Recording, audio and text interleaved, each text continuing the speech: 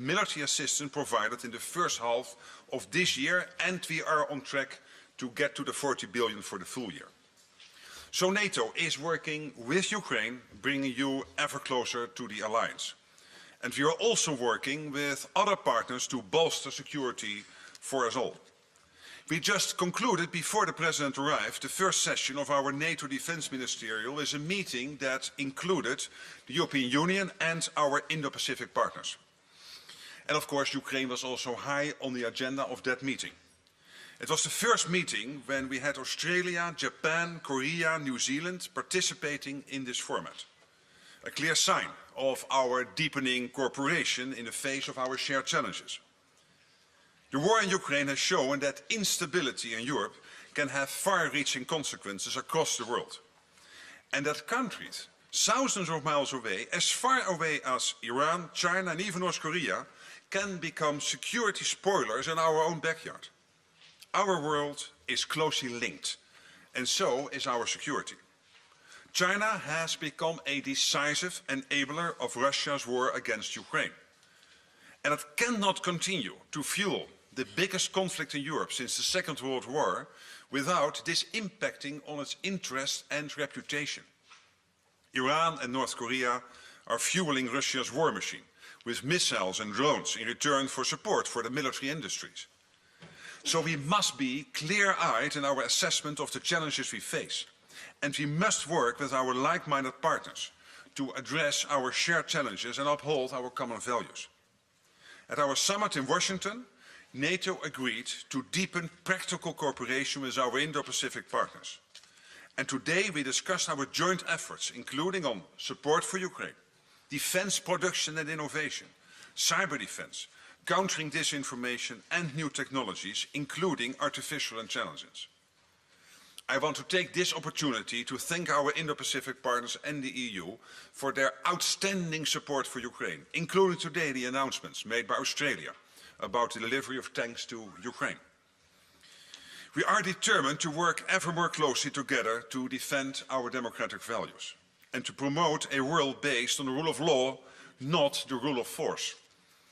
Finally, I'm looking forward tonight to the NATO-Ukraine Council working dinner this evening and to our discussions. President Zelensky, dear Volodímir, it is great to have you here at NATO headquarters. I look forward to the day that Ukraine is here as a member of this alliance. And until then, we will continue to do all that we can to ensure Ukraine prevails. This is vital for our shared security. And with that, Volodímir, it's an honor to give you the floor. Thanks so much, Mark. Thank you very much, dear Mark, dear journalists. This is already our third meeting with Mark Rutte in his new role as NATO Secretary General, and it fully reflects the level of our relationship between Ukraine and the alliance, between both of us. Yes, thank you so much, Mark. Thank you. Ukraine truly deserves to become the third NATO member one day, and we must do everything to ensure this happens. That is why the first fundamental point in the victory plan is the invitation to NATO. Ukrainians have shown that we can defend shared values, and we are standing against Russia, the biggest threat to Europe and global peace. In our revolutions, we've proven that we truly value democracy. NATO's rules say that any country that shares common values and can help strengthen and protect others can join the alliance. Right now, inviting Ukraine to join NATO will strengthen us diplomatically and bring us closer to real and, what is very important, fair peace. Being determined is the surest path to peace, and this is a realistic path. Everything Ukrainians have achieved so far seemed impossible not so long ago. Ukraine has withstood Russia's full-scale attack and is defending against the invasion. And we remain united as does Europe. And we are boosting our defense capabilities and weapons production and coordinating like never before. Our skies are protected by Patriots, NASAMS, IRIS-T, Crotale, Hawk, and other systems from our partners. We are very thankful to our partners. And thanks to global support, we have saved thousands of lives. F-16s are already in our skies, not too much for today, but anyway, we have them. And we are preparing to receive planes from France. Our soldiers hold the front lines with weapons from around the world, from America to Sweden, Turkey, to Canada, and it would be wrong, of course, to leave Ukraine politically outside the alliance when in practice Ukraine is already part of NATO. That is why I'm grateful to every leader and every country that supports us. This is entirely fair. And I thank all the defense companies. Of course, Mark mentioned about it. It's so important from partner countries that have already come to work in Ukraine and are producing weapons on our soil or in cooperation with us, with our companies. And I thank everyone helping to rebuild our infrastructure after Russia attacks, especially now before winter, difficult winter. Every leader who praises Ukrainians' resilience is really talking about our partnership. All the countries providing equipment, helping with reconstruction and supporting us with air defense systems. Ukraine, together with our partners, knows how to achieve its goals. And this is what matters most. There are commitments made at the NATO summit in Washington in July, and we are still waiting for those commitments to be fulfilled, but we are thankful to our partners. It's very important to deliver on what is announced in support packages swiftly. And lives of our soldiers at the front depend exactly on it. And we need to strengthen the training missions and initiatives that really work to protect against Russian aggression, and not only in NATO countries, but also in Ukraine. We have concluded nearly 30 bilateral security agreements with our partners. This is a set of agreements that are needed by both Ukraine and all of Europe. And we count on the readiness of NATO members to ensure the already announced financial assistance to Ukraine in the amount totally of 40 billion euros by the next NATO summit in The Hague. And I thank everyone who helps us, helps Ukraine. And today, at the meeting of our Ukraine NATO Council, we will focus on the steps that will provide us with more protection, more security. Thank you so much. Thanks, Mark, for the invitation. Slava Ukraini. Thank you so much.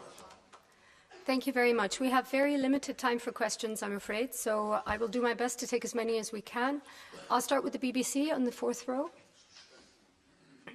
Thank you very much, Jonathan Beale, BBC News. If I could first of all ask President Zelensky, you said that your victory plan depends not on Russia, but on the will of your partners. Do you think the will is there? Because if we look at two of your key objectives, membership of NATO, that doesn't look like it's going to happen anytime soon.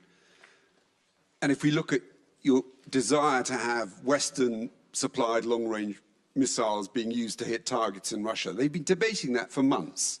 No progress. So you say it's realistic. I just wonder whether it is realistic.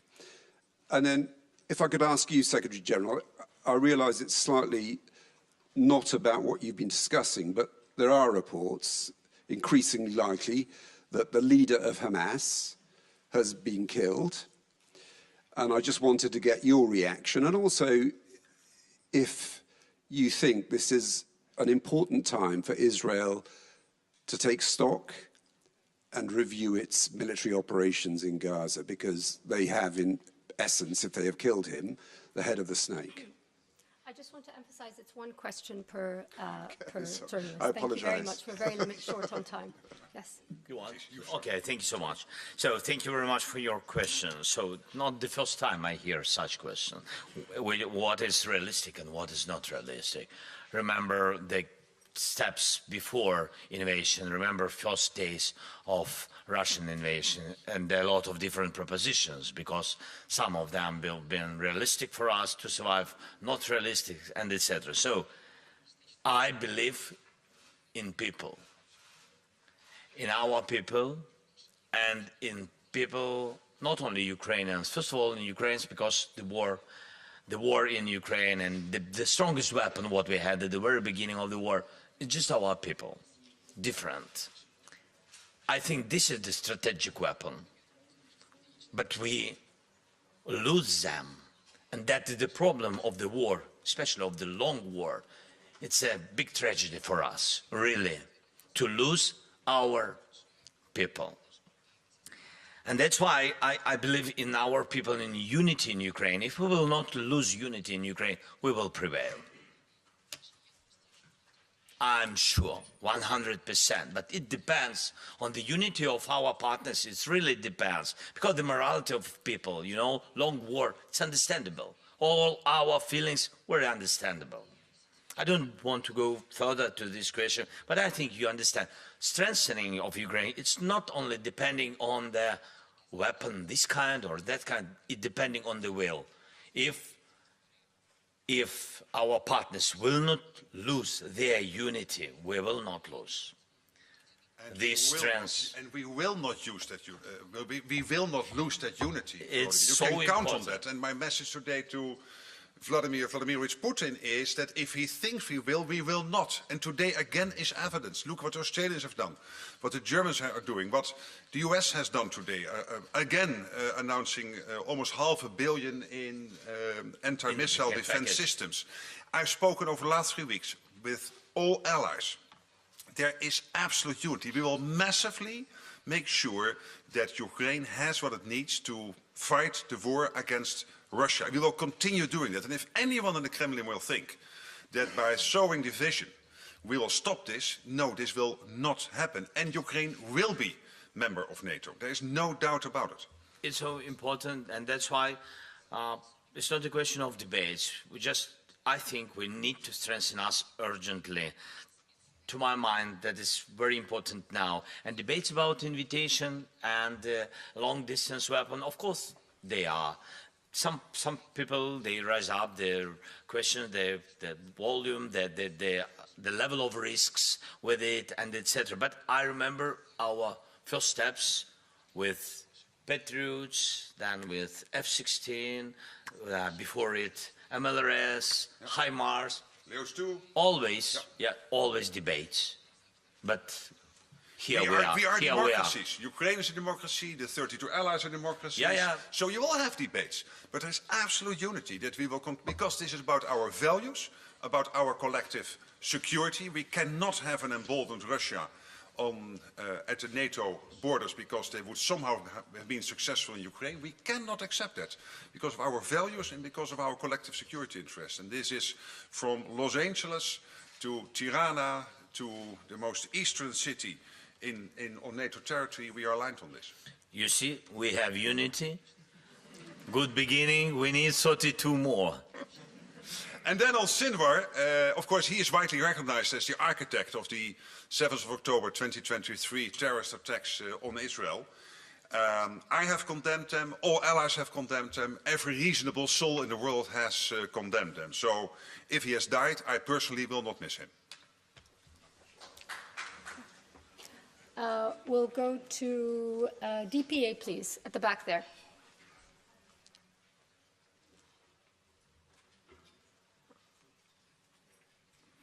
Thank you very much. Ansgar Hase, German press agency, DPA. Mr. President, you just made it clear at the EU summit that the question of nuclear weapons would arise for Ukraine if it cannot become a NATO member. So in this context, can you tell us how long it would take for Ukraine to build a nuclear bomb? And a question to the Secretary General, would you understand if Ukraine were to build a nuclear bomb if it cannot become a NATO member? Thank you. Sometimes we create ourselves problems. Now you began to do it.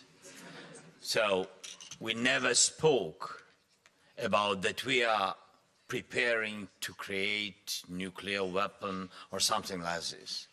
I said that when Budapest Memorandum was signed by very honorable very powerful nuclear countries, there was written that Ukraine gives nuclear weapon and Ukraine will have from these very respectable countries, including those time Russia, China, United States, including them, yes, that we will have our secure territorial integrity and sovereignty. That's what I said. And I said, so it meant that we gave nuclear and these people who've been partners those time, they had to give us security guarantees. And if after that Putin began this occupation, not once, during all these years, during the revolutions, during 10 last years, 2 times during last 10 years, it means that it's not very good umbrella for our security. That's why I said I don't have alternative except NATO. That was my signal. But we don't do nuclear weapon. Please, don't move these messages. And Ukraine will be in NATO. And till that happens, we will make sure that Ukraine has everything it needs to prevail. Okay, ICTV, the gentleman in the third row. Thank you. Volodímir Zelenski, Mr. Secretary General, you mentioned that, and that has been mentioned before, that China is a decisive enabler of Russia's war of aggression against Ukraine. But on the other hand, everyone understands that Russia could be a deterring party to this conflict.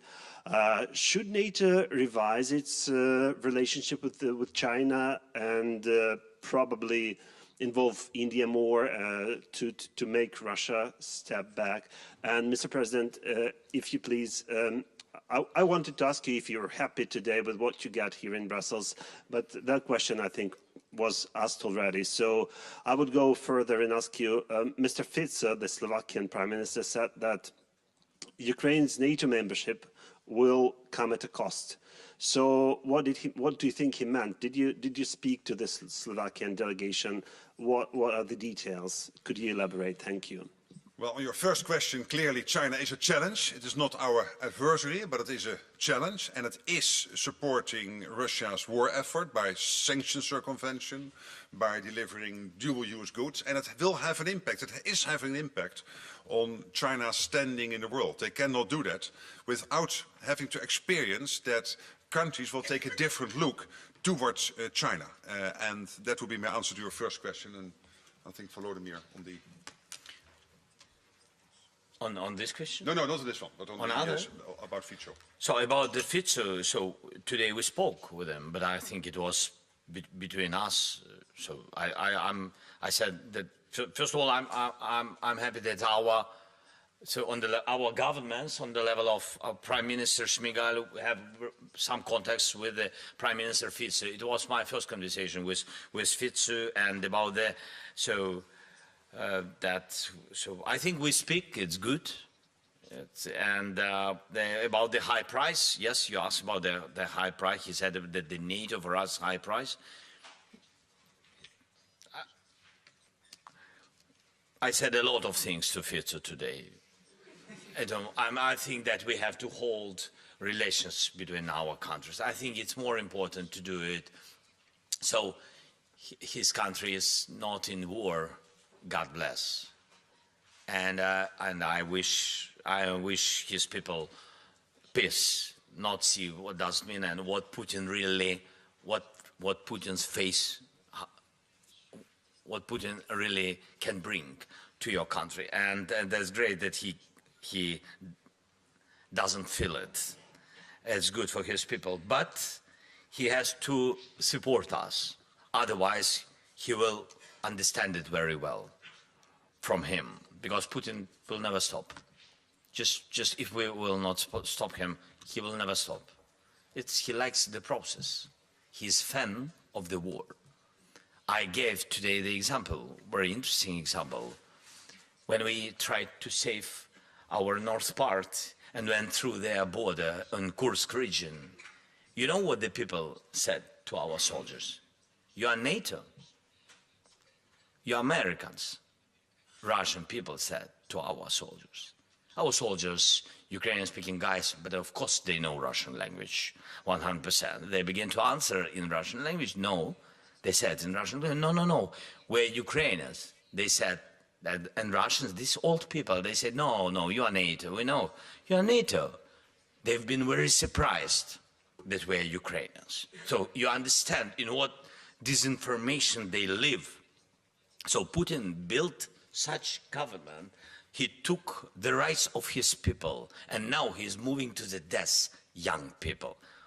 That's mean that he will never stop. He likes this world, and he will protect his world. That's why we have to finish, and not finish, yes, better to finish with him, yes, it's really, but to stop him, I mean, to stop him, understand?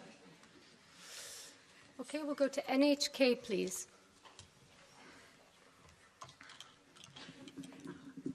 Thank you, Secretary General. I would like to ask about the IP4 discussions you had. What would be the takeaways you could share with us concerning China with the discussions you had today?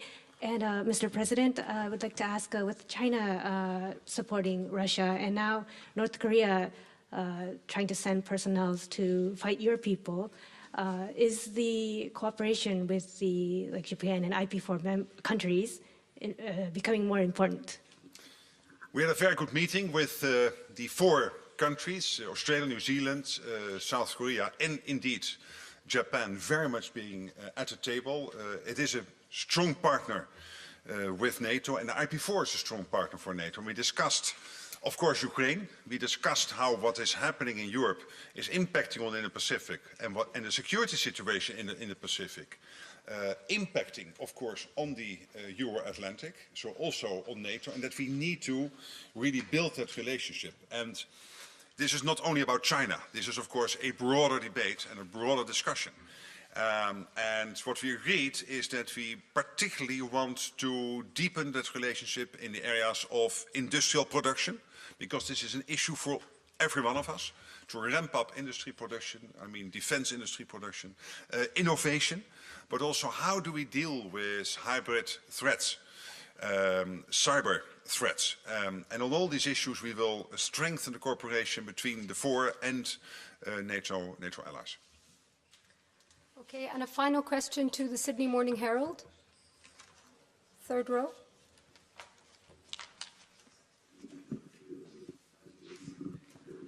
It's actually the other Australian journalist, Hans van Leeuwen from the Australian Financial Review.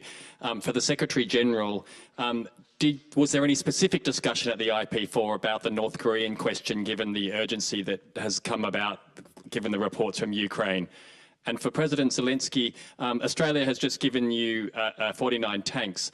But is it frustrating to you that you get these things on an ad hoc basis and that you have to ask and ask and ask your partners for things rather than you get a sort of structured program that you can plan around for gifts of this kind?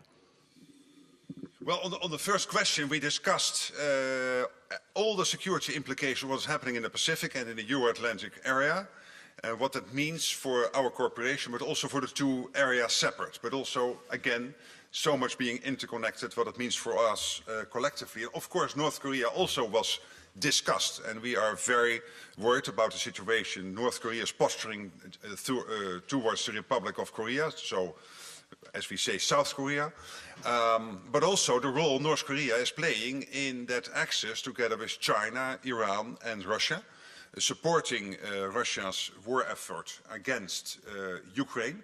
We have no evidence that North Korean soldiers are involved in the fight, but we do know that North Korea is supporting Russia in many ways by weapon supplies, technological supplies, innovation, to support them in the war effort. And that is highly worrying, and Russia is paying a price for this, because they are not getting this for free from Iran, China and North Korea. In return, It means that they have to deliver innovation, other capacities and capabilities.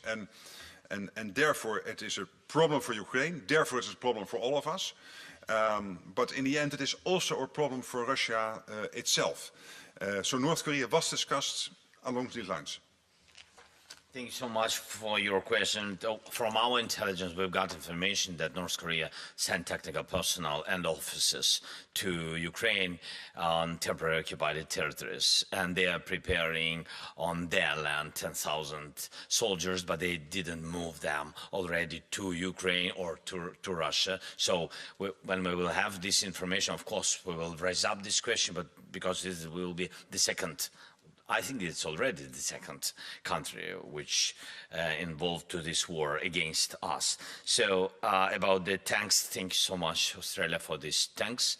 Yes, it's difficult to live without plan. That's why Ramstein really helps, because ministers of defense, the level of the ministers, and they really bring the plan of interior production of Ukraine. Sometimes it's about money and make money, to put money to our private sector to increase the production of long distance weapon, which is now very important before winter, systems of electronic warfare, also urgent things, and also the plan how to equip brigades.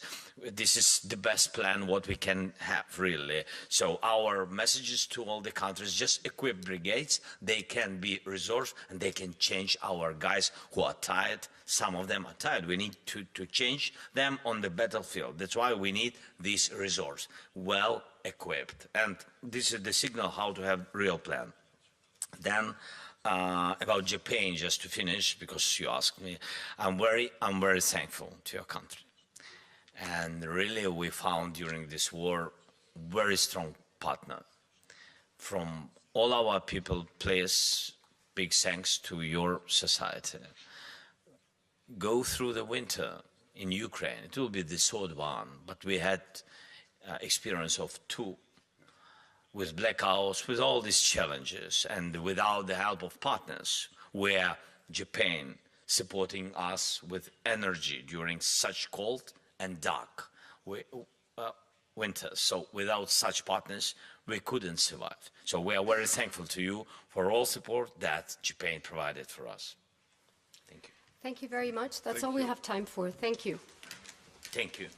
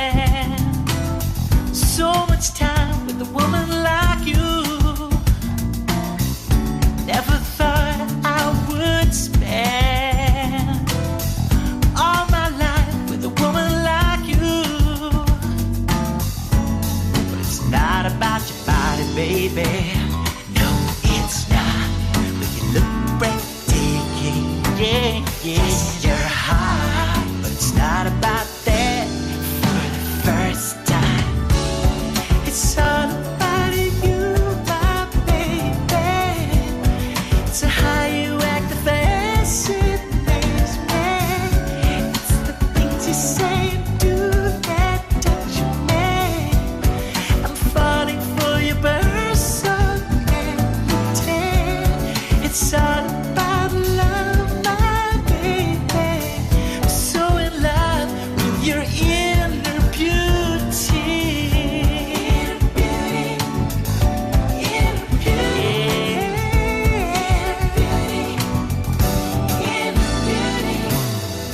Never thought I would spend all those years with a woman like you. Now you're my lover and best friend. You proved me wrong, now I can do without you. But it's not about your body, baby. No, it's not.